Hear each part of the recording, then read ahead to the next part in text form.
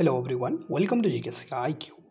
आज वीडियो आम जाना किमिति आपणकर मेमोरी पावर को आपण इम्प्रूव करें।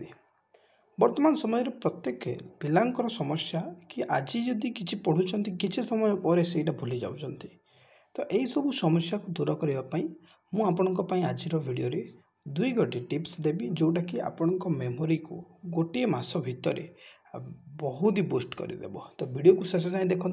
जदि वीडियो पसंद लगे लाइक करके शेयर टे करने एंड चैनल को जो नुआ देखुं सब्सक्राइब करनी। देखो प्रत्येक जिनिस प्रैक्टिस उपर बेस जमीती कि जड़े स्पोर्ट्स पर्सन अच्छा से जदि आज एत कम पारंगम ता पछरे गोटे मात्र कारण से प्रैक्टिस से अत्यधिक प्रैक्टिस करिसेंती आज भल स्पोर्ट्स पर्सन होती। जड़े जदि आज भल वक्ता तो ता पछरे मध्य प्रैक्टिस छुपी रही। ठीक सही बोली आम जदि केबे मने रखिबा चेष्टा करवानी ताहले मने मध्य रहिबनी। तो एक्चुअली होता है कौन वर्तमान समय किसी पढ़ी सारा पर सेटा को आम माइंड रिवाइज करने केबे भी चेष्टा करन था जहाँफल धीरे धीरे माइंडटा आपन को रस्ट हो जाए।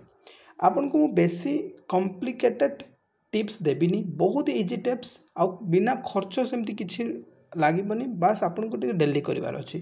प्रथम कथा हूँ कि जहाँ भी पढ़ुंट से मन रखु माने कौन कि जिते पढ़ुंट पढ़ी सारापर आखि बुझिकी सहीटा को माइंड रे पुणी थे चेष्टा करूँ कहवा कि सीटा आप जदि मन न रोचे भी आप चेष्टा करूँ बार बार प्रैक्टिस करूँ बार बार सेटा को माइंड को प्रेशर दिंतु सेटा को मन रखापी आपड़ भूलीजे सत किंतु सेटा जिते आप बार बार बार बार जिते आप मन रखापी चेष्टा करेंगे जहाँफल आपंकर मेमोरी बूस्ट होवार यहाँ प्रथम रास्ता। ठीक अच्छे तो आपड़ जब प्रैक्टिस न करेंगे प्रत्येक जिनिस प्रैक्टिस आपड़ जब आज साइकेल भी शिखी से प्रैक्टिस द्वारा ही शिखी आपड़ के प्रैक्टिस न करेंगे मन रखार तो मन रमी। तो यहाँ गोटे फास्ट कथा। तो आम आज वीडियो जाना नेक्स्ट टिप्स जोटा कि आपन को हेल्प कर मेमोरी बूस्ट पाई। आपन को मुझे देखा आलमंड ये आलमंड आपड़ जानते मेमोरी को मेमोरी पावर बढ़ाइबार साहाय्य करता है। आपड़ प्रतिदिन 5 ରୁ 6 गोटी आलमंड भीतर ने 2 ରୁ 3ଟି ने भी प्रॉब्लम नहीं।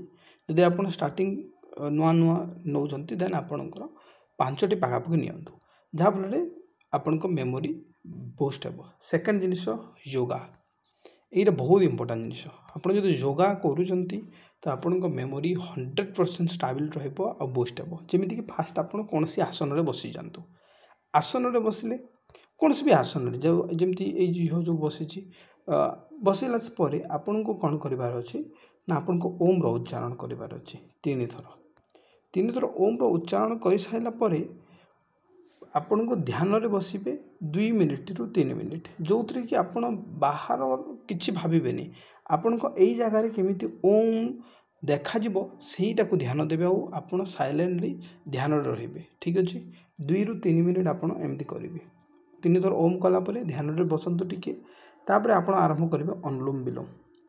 अनुलोम विलोम आप 2 ରୁ 3 मिनिट करूँ। अनुलोम विलोम 2 ରୁ 3 मिनिट सरला आपड़ करेंगे भ्रमरी।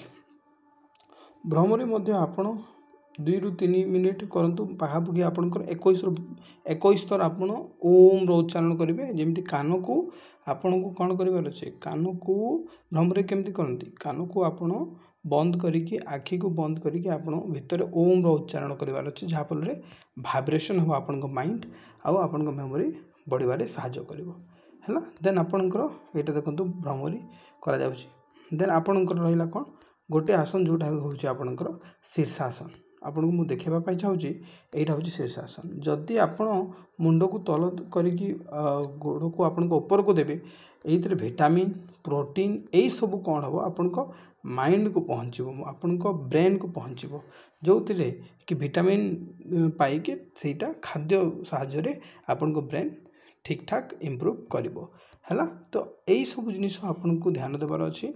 तो आप जब योगा विषय जानी ना यूट्यूब सर्च करूँ ना निजे केमती करे मुझे वीडियो प्रोवाइड करदेवी एति करूँ 21 दिन आप करूँ आप रिजल्ट पाइबे। मुझे कहूनी मो निज एक्सपीरियंस मुझे करुँच यहाँ तो आप निजे जानिजे।